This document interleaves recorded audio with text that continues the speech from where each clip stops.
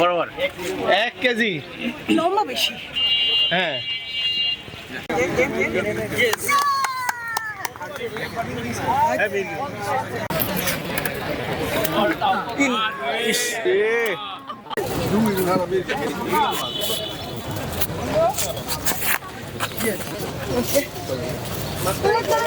খুবই উৎসবমুখর পরিবেশে মাছ ধরা উপভোগ করতেছি এবং আমরা যে বিষয়টা সমস্যার সম্মুখীন হয়েছি, আমরা মাছ ধরা এই উৎসবে সবাই অ্যাটেন্ড করতে পারছে না। ক্লাস চলাকালীন অবস্থায় এইটা আসলে সবার জন্য আসা সম্ভব হয়নি। তারপরেও আমরা যারা আসছি, আমরা সবাই উৎসবমুখর পরিবেশেই এই মাছ ধরাটাও এনজয় করতেছি। গতবার মজা করেছি, হ্যাঁ এবার কিন্তু একটা আয়োজন করা হয়েছে, সেজন্য গতবারের যে এক্সপিরিয়েন্স ছিল সেই এক্সপিরিয়েন্সের মতো এবারও একটা সুন্দর একটা এক্সপিরিয়েন্স পাইতেছি। সো ধন্যবাদ খুবই প্রশাসনকে। এই যে এত বড় একটা মাছ ধরা হয়েছে, কারণ মাছ ধরার উৎসব চলছে, আর এই উৎসবে শামিল হয়েছে ল ডিসিপ্লিন। সবাইকে আহ্বান জানাচ্ছি, চলুন আমরা উৎসব সহকারে মাছ ধরি। সেই সকাল থেকেই আমরা সবাই এখানে আছি। আমার ইমিডিয়েট সিনিয়র জুনিয়ররা এবং শিক্ষকরাও আসছিলেন। আমরা একটা উৎসবমুখর পরিবেশের মধ্যে দিয়ে আমরা এই মাছ ধরার যেই প্রতিযোগিতাটা সেটা উপভোগ করতেছি।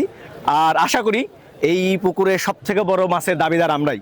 আজকে একটা খুবই আনন্দঘন অবস্থা খুলনা বিশ্ববিদ্যালয়ের একদম কেন্দ্রীয় পুকুরে আমরা দেখতে পাচ্ছি যে বিশ্ববিদ্যালয়ের তরফ থেকে সবসময়তেই মাছের পোনা ছাড়া হয়। আমি বিশ্ববিদ্যালয়ের ছাত্রছাত্রীদেরকে ধন্যবাদ দেব যে তারা ধৈর্য ধরে অপেক্ষা করেছে এবং অবশেষে আজকেই আমরা প্রথমবারের মতো খুলনা বিশ্ববিদ্যালয়ে ফিশিং ফেস্টিভ্যাল আয়োজন করছি এবং এই ফিশিং ফেস্টিভ্যালে প্রায় 104 থেকে 5 জন রেজিস্ট্রেশনের মাধ্যমে আজকে ছাত্রছাত্রী এবং শিক্ষক মাছ ধরছেন এবং তারা অত্যন্ত আনন্দের সাথে দিনটি উপভোগ করছেন। এটা একটা ব্যতিক্রম উৎসব আমরা শুরু করেছি একটা পর একটা, এবং আমি মনে করি যে একটা বিশ্ববিদ্যালয়ের যে ছাত্র এবং শিক্ষকদের সাথে যে সম্পর্ক, এটা একবারে আমাদের জিরোতে নিয়ে আসতে হবে। যে আমরা কখনো সম্মান দেখাবো, সম্মান দিয়ে চলবো বিশ্ববিদ্যালয়ের, এটা আমাদের নিজস্ব সম্পত্তি ভাববো। আমিও মাছের প্রতি আমার একটু আকর্ষণ থেকে কে বড়ো মাছটা ধরলো সেটা দেখার জন্য কিন্তু আমি মোটামুটি দেখে গেছি আর কি।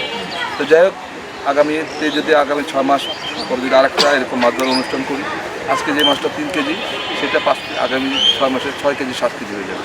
ভালোই তো।